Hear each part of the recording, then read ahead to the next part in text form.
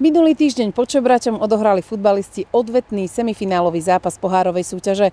Suverénne víťazstvo z prvého duelu proti Lipanom nepotvrdili, no napriek prehre sa o trofej Slovnaft Cupu pobijú vo finále so Spartakom. V semifinálovom meraní síl v slovenskom pohári pridelil Ruži Žreb Lipany, mužstvo z 3. ligy, ktoré si touto jazdou žilo svoj sen. Po víťaznom zápase na pôde súpera MFK urobilo výrazné zmeny v zostave. Šancu dostali hráči s malou minutážou a tiež dorastenci.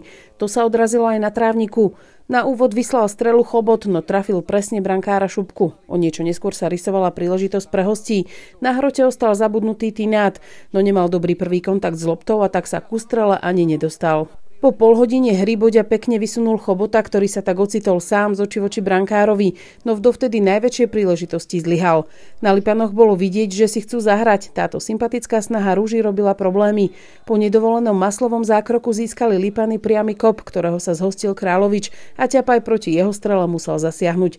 Hostia zahrávali trirohové kopy v krátkom slede. Po centri prišiel hlavičkový pokus Vysočana, no netrafil sa medzi tri žrde. Do druhej 100% príležitosti sa dostal opäť Chobot, jeho strelu zblízka, ale gólman vyrazil.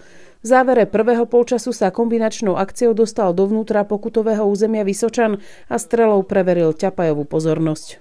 Ten první zápas nám dal obrovskou příležitost a tu zátěž rozložit a vypustit i mladší hráče.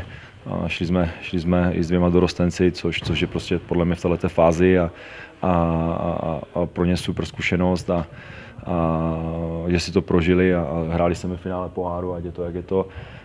Ale samozřejmě i od nich, nebo celkově od toho týmu jsme chtěli lepší výkon. Hneď v úvodnej minúte druhého dejstva mohla Ruža skórovať, no hlavičkové zakončenie Boďu nesmerovalo do brány. O 10 minút na to vystrelil po rohovom kope do Monkoš. Brankár Šupa vyrazil loptu pred hráča v oranžovom drese, no Boďa sa k dorážke už nedostal.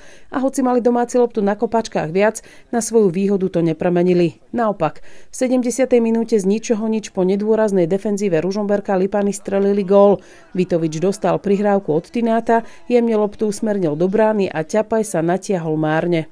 Domácim nevychádzala ani kombinačná hra, ani akcie a ani zakončenia. Chobot mohol hľadať prihrávkou nabiehajúcich spoluhráčov, ale rozhodol sa pre strelu, no brankár si poradil. Žigmund za defenzívou hostí našiel zabudnutého Gereca, ten svoj pokus však poslal príliš vysoko. Vyrovnať mohol ešte v závere Chobot, v tomto zápase mu však skorovať nebolo dopriaté. Jeho pokus ku vzdialenejšej žrdi bol nepresný. Prehra doma s 3. ligistom určite nie je dobrá, ale mali sme aj my nejaké šance, bohužiaľ sme ich nepremenili a z ojedinelej šance nám dali góla, takže bohužiaľ hodnotí sa to ťažko, ale treba dať hlavy hore a sústrediť sa na to finále. Nemyslím si, že jsme k tomu přistoupili nějak laxně nebo nezodpovědně, ale nehráli jsme dobře a ten výkon nebyl kvalitní a myslím, že i po té přípravné fázi jsme prostě zase končili u 16 soupeře a tam jsme nebyli schopni si vytvořit víc příležitostí a větší tlak, byli jsme často nepřesní a spoustu míčů jsme vyhazovali. Sklamanie z domácej prehry neskrývali, no dôležité pre nich bolo rozloženie síl, aj preto nechali niektorých hráčov oddychovať.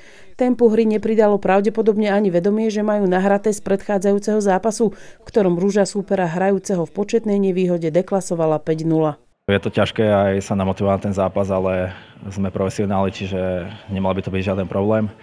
A myslím, že sme mali byť viac intenzívnejší, viac efektívnejší a dať do toho o niečo viac. Sme všetci sklamaní, sme nahnevaní, ale môžeme byť nahnevaní len sami na seba. Takže to, čo sme previedli, nebolo vôbec hodné a verím, sa to už nikdy nestane.